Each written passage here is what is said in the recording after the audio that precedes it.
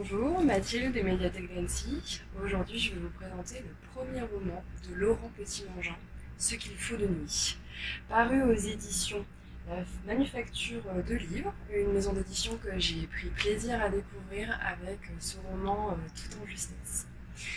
Alors, c'est l'histoire d'un père de famille qui, à la suite de la mort de sa femme, doit élever seul ses deux fils qui rentrent dans l'adolescence. Une entreprise complexe, surtout lorsque l'aîné des deux garçons va prendre un chemin, des décisions et va adhérer à des valeurs qui ne sont pas forcément celles de son père. C'est un roman qui nous invite à nous interroger sur l'amour paternel. À quel point est-il absolu? Jusqu'où peut-il aller?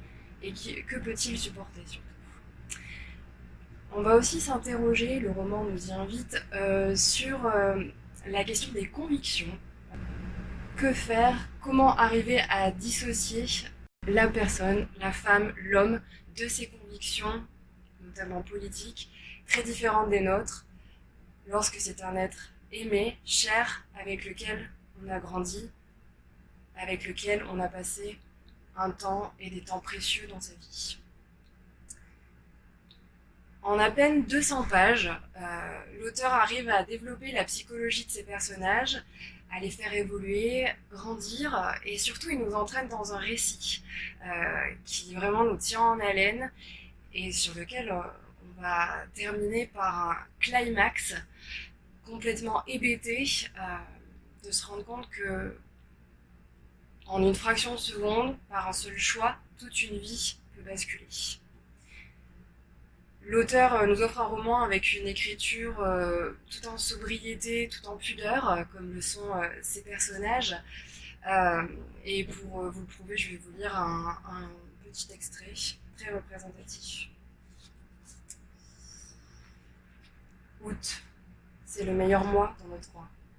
La saison des mirabelles, la lumière vers les 5 heures de l'après-midi est la plus belle qu'on peut voir de toute l'année. Dorée, puissante, sucrée et pourtant pleine de fraîcheur. Déjà pénétrée de l'automne, traversée de zeste, de vert et de bleu. Cette lumière, c'est nous. Elle est belle, mais elle ne s'attarde pas. Elle annonce déjà la suite.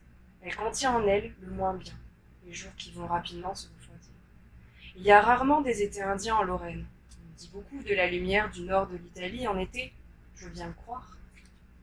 Je n'y suis jamais allée, mais je suis prêt à parier que la nôtre, pendant cette toute petite période, ces 15 jours d'avant la rentrée, à ce moment précis de la journée, la surpasse haut la main. La lumière des derniers apéritifs dehors, les gens sont heureux. Le Jackie n'avait cessé de nous inviter. Quand même, on t'a pas vu avec les enfants de tout l'été, tu fais la gueule ou quoi? J'avais tortillé tout ce que je pouvais pour ne pas y aller, tellement j'avais honte. Mais le Jackie avait insisté tenter plus. Qu'est-ce que je pouvais faire? Il nous avait toujours aidés, il avait toujours été là dans les moments sérieux.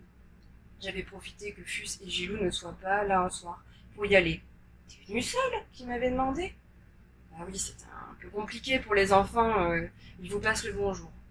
J'ai prévu trop large, du coup, je leur avais pris une tonne de rips, tant pis. Tu remporteras ce qui restera et ils y goûteront demain. Ça n'en sera que meilleur. Le Jackie avait été cuisinier un temps dans un hôpital.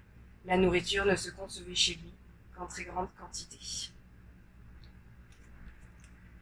Je vous invite donc fortement à lire ce premier roman de Laurent Petit-Mangin, Ce qu'il faut de nuit.